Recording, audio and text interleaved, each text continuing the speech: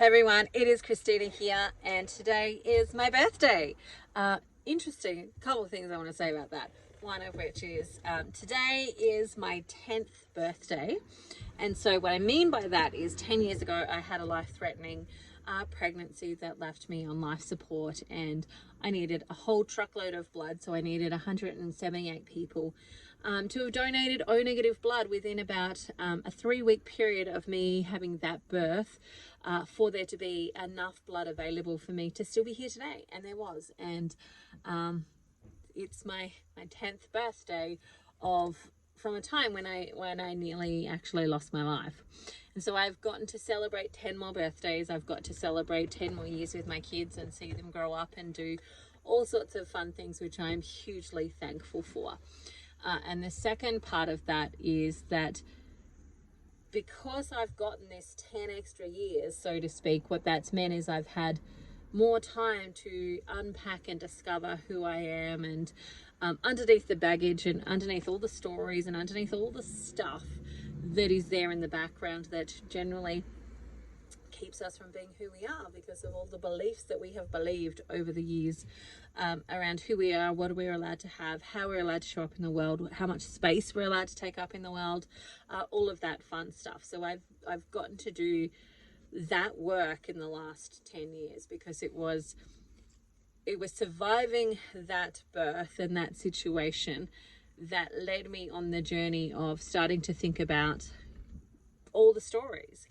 And if you're new to the channel, like, you might not have heard this before. If you've been around for a little while, or if you've been around in my space for a little while, you may have already kind of heard this sort of scenario. But I remember after coming home from hospital after that life-threatening pregnancy, I was sitting on the couch. So there was a chair that I would sit on that was easy for me to get up. So it had, like, you know, 2 sides that meant that I could kind of push myself up out of that chair. And so that's where I would sit.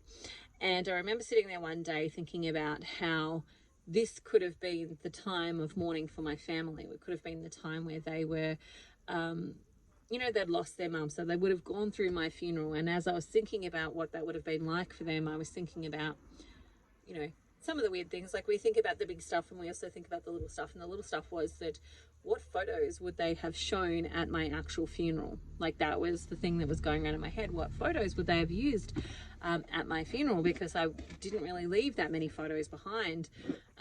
All of the photos that I was in, I was doing the mum thing. So I was the one that was taking the photos. So there was plenty of photos of my kids and my husband and so on. So I was taking the photos. But when it came to being in the photos, I would, like, hide at the back, or I'd have a kid in front of me, or I'd, like, you know, just kind of try and not actually be in the photo because I didn't like what I saw in those pictures. And so I tried to not exist from a photo perspective. And in that moment I went, oh wow, this is really unfair. Like, I'm doing an injustice to my family and my kids, because my kids look at me and they just see mum. They don't see that, you know, there's this bag under this eye. They don't see, you know, how much I weigh. They don't see all of those things. Yes, they might take that in, but that's not what they're seeing. They're seeing mum. And by not leaving them photos behind and not doing that, I'm giving them nothing to sit back and reflect on. Like, you know, I've sat and looked through my photo albums of my own family that have passed away, or you know, from periods of time when I was a kid and so on, and that's been quite joyous to actually sit back and have that prompt your memory of moments in your life and celebrations and different people and all of that type of stuff. And I wasn't leaving that behind for my kids. And I realized in that moment that that was unfair. And the reason that I wasn't doing that was because of all the stories inside of my head about who I am. And, you know, that if you weigh a certain thing, then clearly you're not allowed to have these types of, you know, you're not allowed to have joy and love and compassion and happiness. And you're not allowed to wear bathing suits. And, like, all of that type of stuff was the stuff that went through my head. And so that was the trigger and the instigation for me to go, you know what, I'm not doing this anymore. Like, this could have been over in a second. Really, I just needed a couple of people who didn't donate blood the days that they donated blood, or I needed someone to show up to work that day, or they could have, you know, they could have had an accident in their car and they wouldn't have been there to actually help me survive. Like, there's so many things that could have gone wrong that needed to go right in order for me to still be here. And, like, I'm playing half-assed, like I'm playing this life half-assed.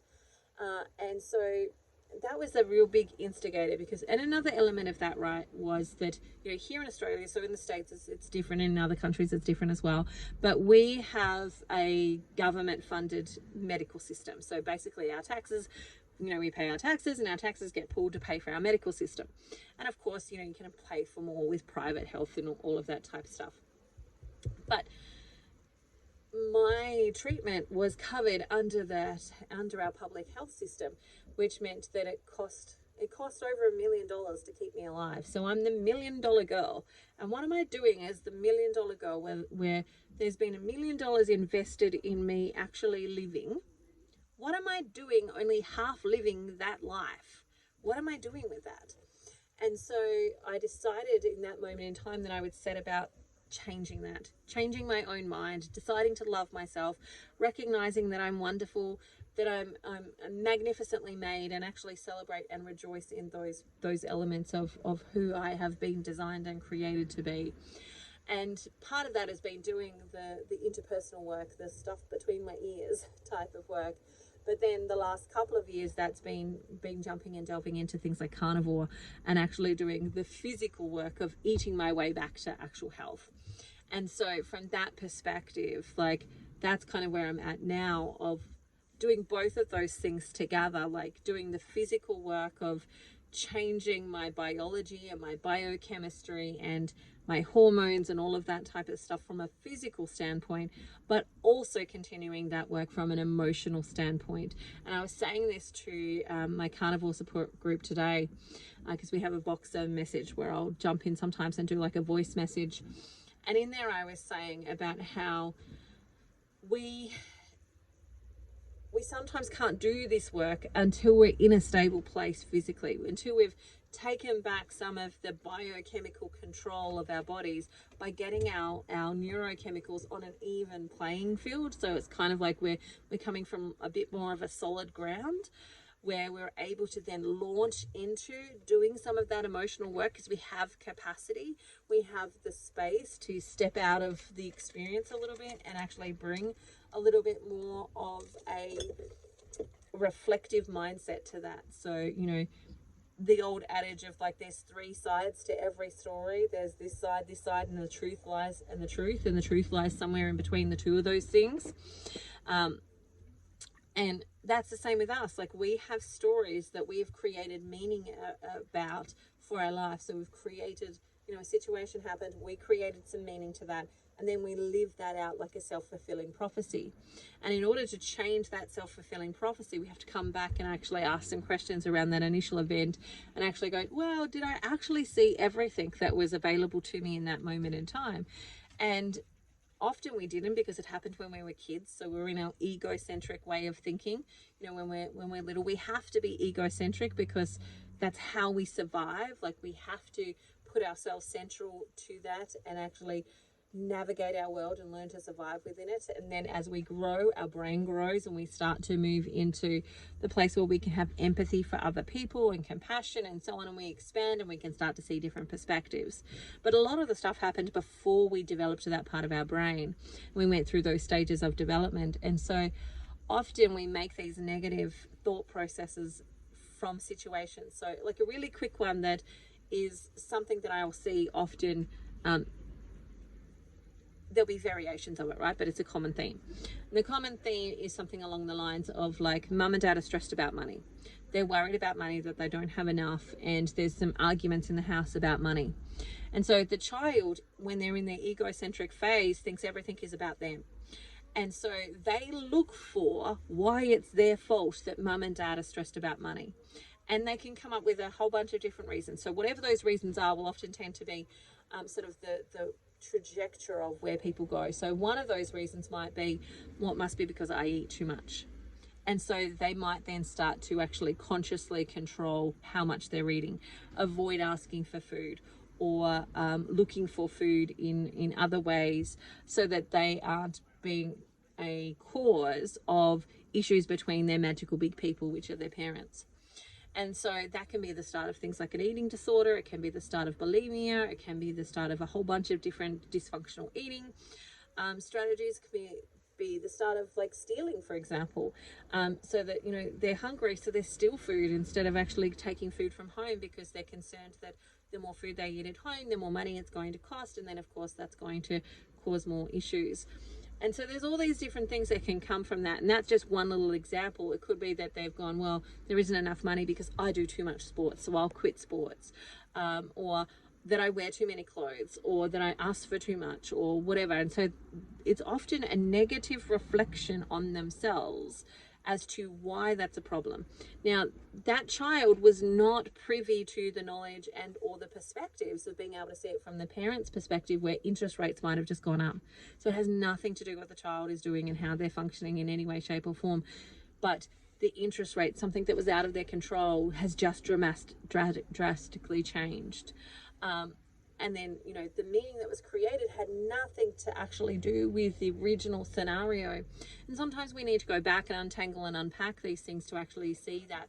But we can't do that so well when we've got all of this movement happening on a biochemical front, when our neurochemicals are out of balance, when our hormones are out of balance, when all of this stuff, like where our body is trying to be to survive and try and navigate the waves of toxins that are coming in, the food that's coming in, all of that stuff. Well, our bodies are trying to navigate that space. It's really hard for it to be on an emotional, even keel playing level. So we often can't unpack those things until we get to that space. And that for me is part of what this next phase of my own personal journey is. So when I think about, okay, what do I want for 2024? I definitely want to continue carnivore, and I definitely want to continue to make the progress on a physical front, but I also want to continue to make the progress on an emotional front. So that's part of my 2024 sort of stuff, is to continue that work and to continue deep diving in that and continue to lead other people through that.